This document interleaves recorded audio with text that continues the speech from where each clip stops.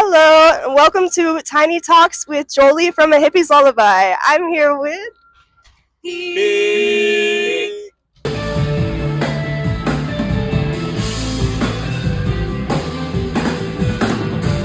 you guys care to introduce yourselves? I'm April. I'm Nathan. I'm Jerry. I'm Travis. We're here at the Cicada in Fort Worth where they'll be playing a show tonight, but before their set, I'm going to be asking them a few questions. So, you guys released 3 new songs in your debut EP at the beginning of this year.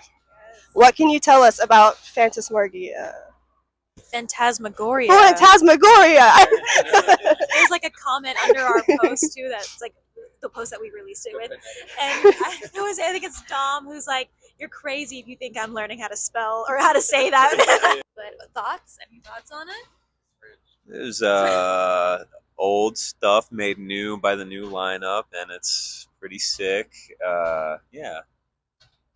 We recorded this originally like a year before we released it, and then we have Travis and Jerry, and we were like, oh, the original recordings were just Nathan and I, and once we started playing as a full live band, we were like, I don't know, we got to re-record it and get them on it, and so it was a long time coming, but like I feel very proud of it.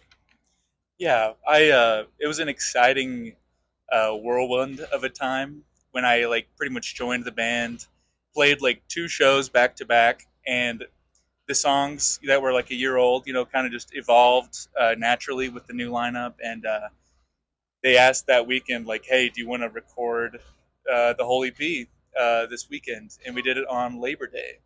And I remember it was so fun, just set up the drums, do it all in one day. It was an awesome experience, no doubt. Just remember we were all wearing all white because it was Labor Day. And just a really beautiful experience. The vibes were right, and the kinetic energy in the room was fire. It was a really good time recording it. Go check it out. How do these songs differ from the 2 singles that you released prior? Well, you see, yeah, they're real different because initially when Pique was in its infancy.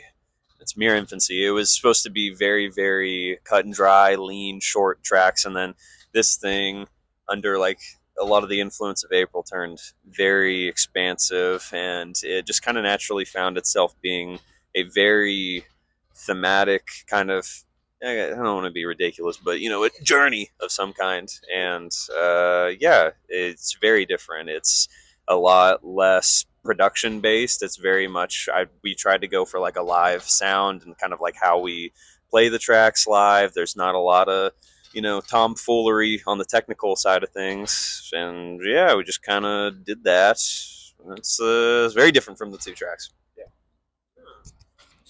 Well said. I will say that listening to it almost feels like an experience rather than just... Really? Yeah. Oh, that's wonderful to hear. That's kind of the point, I think.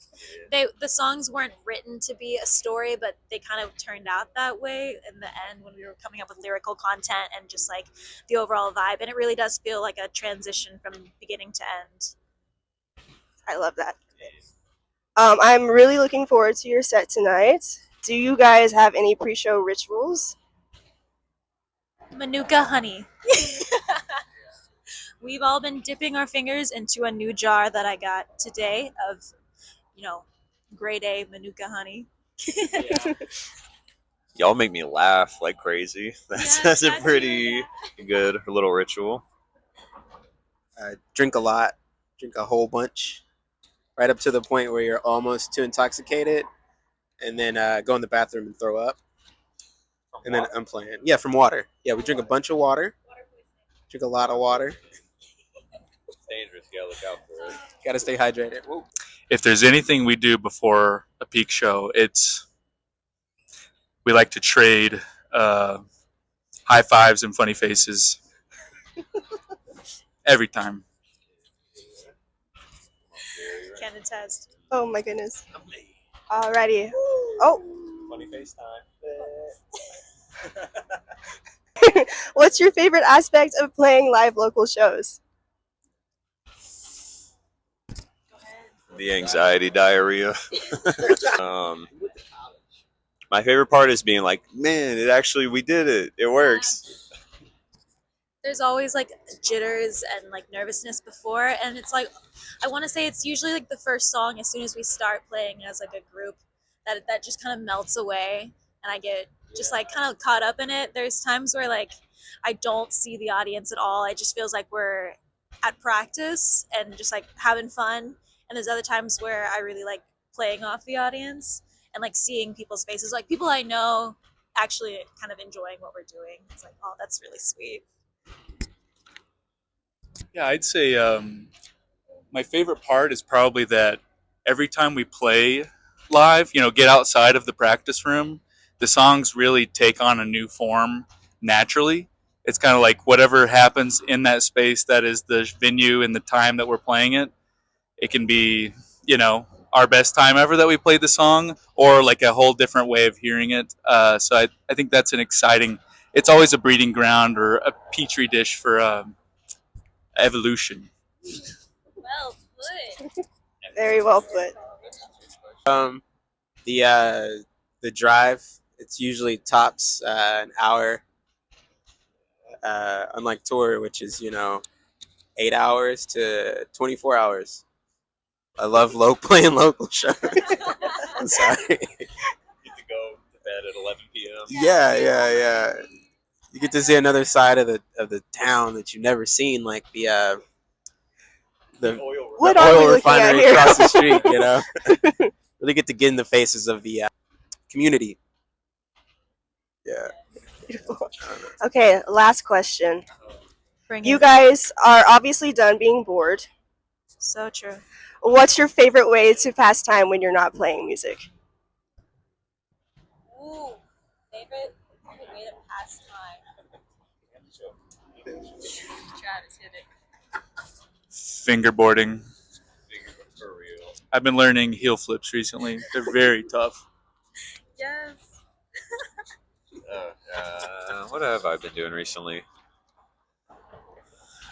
Good night yoga. What's my favorite thing to do when I'm not at work? Crocheting with my girlfriend. I've been getting really creative lately and trying to do a lot more collage and graphic design work. So maybe one day I'll leave this band behind and be a famous graphic designer. That's all. Yeah. Just kidding. Alrighty, this has been Tiny Talks with Jolie and Pique. Thank you so much for watching.